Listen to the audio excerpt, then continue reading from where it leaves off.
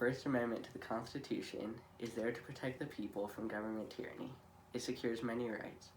Unfortunately, many of these rights and freedoms are under siege today by those who think that they know better than us. They think that we can't be trusted to use our rights correctly, and because of this, they think that they can take our rights from us. I think that the right most in danger today is the freedom of speech. James Madison once said, "Our First Amendment freedoms give us the right to think what we like and say what we please. And if we the people are to govern ourselves, we must have these rights, even if they are misused by a minority."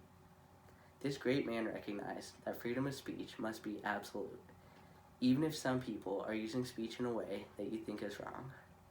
While America has progressed with freedom of speech, we can also not ignore the fact that it is possible for someone to misuse this right.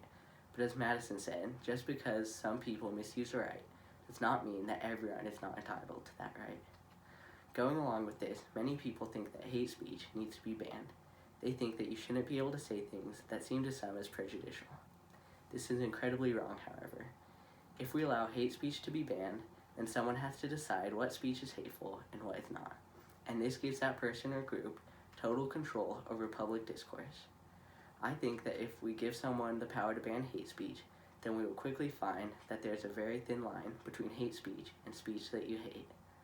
What if supporting a specific political candidate is considered hateful? What happens when advocating for your own religious beliefs or expressing biologically correct statements is considered offensive? Unfortunately, these views are already held by many in this country. We cannot let these views become laws. The Founding Fathers trusted no one to decide what speech is permissible and what speech isn't. Why then should we? Most people who are pushing for these laws are doing it for good reasons. They want to protect people, and they want a world without hate. These are admirable goals, ones that we can all strive for. What these people don't see, however, is that by allowing the government to step in and prevent someone's speech, you are going down a path which will quickly lead to tyranny and coercion. We need to stand up for our freedom of speech, especially for speech that we disagree with and think is wrong. We all should follow the advice that was said by Evelyn Burgess Hall in the book The Friends of Voltaire. She said, "I disapprove of what you say, but I will defend to the death your right to say it." Each of us already stands up fervently for the right to say what we agree with, but we must defend with equal vigor the right of someone to say things that we totally disagree with. Only then will freedom of speech be truly safe. We must never allow ourselves an exception or a case where speech can be banned, because if we give the government to ban any speech, then we have given them the power to ban all speech. There is another threat to free speech, however, and this one comes not directly from the government, but by a partnership of mobs and some of the most powerful institutions in America. Now, there's nothing wrong with people in a society finding certain speech unwelcome. This is because while the people could find it unappealing, they couldn't affect the person who was saying it. This meant that the person was still free to speak. Today, however, woke Twitter mobs have teamed up with institutions like universities, large corporations, and big tech to eliminate free speech. Today, if you go to a university or work at a large corporation, you might be expelled or fired for saying certain things.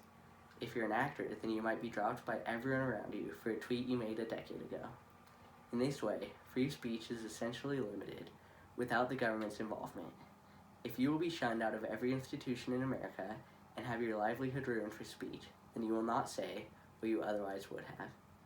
We must stand up against this. We must be willing to let other people have dissenting opinions and let them share their opinions without fear of retaliation, whether from the government or from their employer. In a republic, we must let everyone speak freely without exemption.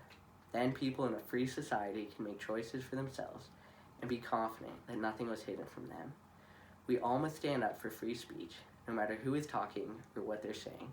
This was the dream of our founding fathers, and this is the only way to be free. I have great hope today. Americans have always come together to make this great country even greater. We have overcome every challenge that has faced us.